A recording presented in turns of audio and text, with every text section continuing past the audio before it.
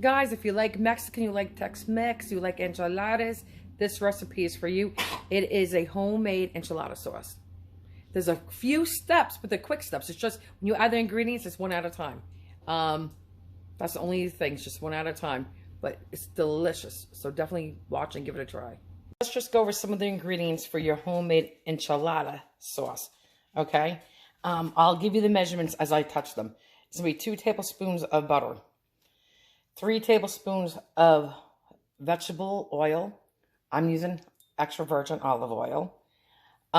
3 tablespoons of flour. It's going to be 1.5 teaspoons of chili powder. It's going to be 2 teaspoons of paprika. It will be 1 teaspoon of onion powder and 2 teaspoons of garlic powder. 1 teaspoon of cumin. 1 teaspoon of cumin. Where is it? Okay, 1/2 teaspoon of oregano. We will be putting in 3, which I don't have my thing, but okay, 3 cups of a low sodium chicken broth. Low sodium is what I use because I like to control the salt. But 3 cups of that. Where's my tomato paste? Right here. 2 teaspoons. We'll put in 2 teaspoons of tomato paste. And 1.5 bouillon cubes. Okay, just 1.5 bouillon cubes. And 1/2 teaspoon of white sugar. Guys, I'm heating up my pan a little right below medium to medium, okay? I would have used cast iron, but not everybody has. You could do it either or, cast iron or your frying pan. Not everybody has cast iron. I'm going to be putting in a tablespoon of oil with my 2 tablespoons of butter. Butter for flavor. Okay. As soon as this gets melty, I'm going to whisk in my flour because we're making a roux. So I'm going to do this and then I'll be back. Okay, guys. So I'm just melting, like I said, the butter. Guys, this is nice and melty and toasty. Now I'm going to add my flour and we're going to make that roux. And you want to cook all this raw flour out, and you definitely want to get this a nice toasty color. So you're just going to keep whisking. When you're making this sauce today, you're going to be standing here. You're going to be whisking all day long. Not all day long until this is done. So if this is a 5-10 minute job, you're going to be standing here whisking for, altogether 5 to 10 minutes. Okay. So I'm just going to keep doing this and I'll be back. When we add our spices, this is going to be dry looking. And that's fine. That's what you want. See how the flour is coming along? But it's not done yet. Guys, the longer you whisk this and you get that color, the more flavor you'll get. It gives you like a little bit of a nutty flavor. Okay, so we're getting there in color. But not yet. Guys, this is the color I'm looking for. It's like a golden color. Like a beigey color, like a creamy color. Okay, and you can smell it for sure. You can definitely smell it. So now we're going to add 1.5 tablespoons of chili powder. And I should have had this all measured ahead of time. I do not. And you're going to be adding these ingredients basically one at a time. Okay. I'm going to be doing 1.5.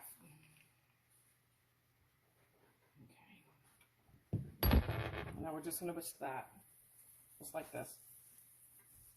Next, so I'm going to be adding my, you can smell it right away. I'm going to be adding the paprika, then the onion powder, then the garlic powder.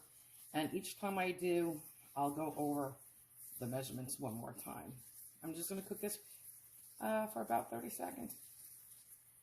2 teaspoons of paprika.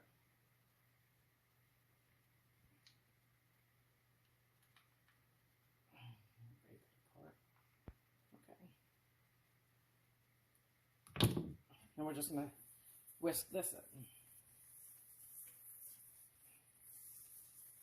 just like this. And this is what you want it to look like. We're just getting all those flavors nice and toasty, and it's just going to bring depth. Next, I'm going to be doing the onion powder. So hang on.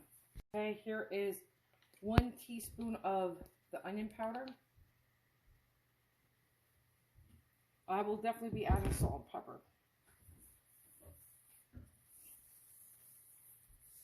Okay, just like this. Guys, I don't know if you saw me put the 2 teaspoons of garlic powder in here. But my phone overheated because it's so close to the heat, and you can see the heat coming off. So I had to cool that down real quick. So all I'm doing is just repeating the process. As you can see, we're doing this in every ingredient will be put in individually. Okay. Next, we're going to be doing the cumin and the oregano. So let me get the cumin ready. I can do that now. Here's the 1 teaspoon of cumin.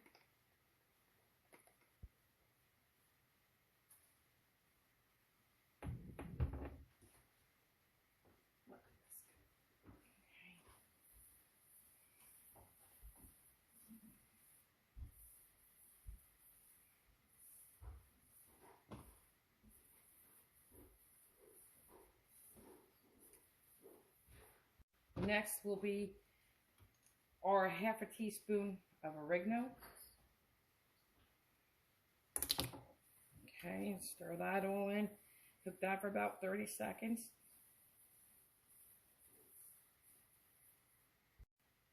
What this pan's been waiting for are our liquid 3 cups of low sodium chicken stock. Smells delicious, guys. And look at that color. Okay, so I'm just going to stir this around. Guys, next we're going to add our 2 teaspoons of tomato paste. If you don't have tomato paste, that's fine. Use a little ketchup, no biggie. And if you wanted to, guys, you could have added your chicken broth slowly, like in 3 batches.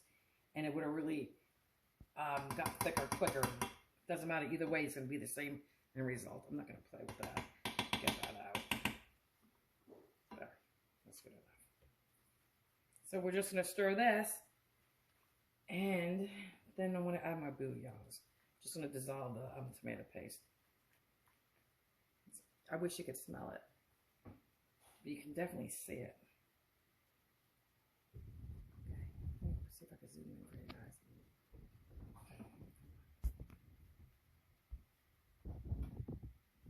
There you go. See that color? Okay, now let's add the bouillons. It's 1 1/2. That's what I melt in here. Guys, that background noise is the microwave. But now I'm going to put in my 1/2 teaspoon of sugar. Okay.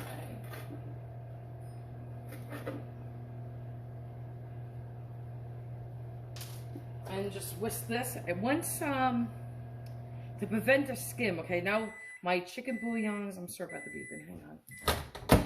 The chicken bouillons have finally melted. I should have broken them up, but it doesn't matter, because eventually they do melt, and I just saw a little piece. Now I lowered my temperature to low. Now I'm going to cover this with foil, and for about 5, maybe 6 minutes, I'm just going to cook it really on low and stir this every minute to stop that, you know, like a skim from forming. But basically, this is done. Oh, before you add salt and pepper, taste this. I will add a little salt, I believe, and a little pepper, but taste it, because remember, the bouillons are very salty. So, but this is your sauce right here. This is it. I'll show you again. Oh, you can see the color.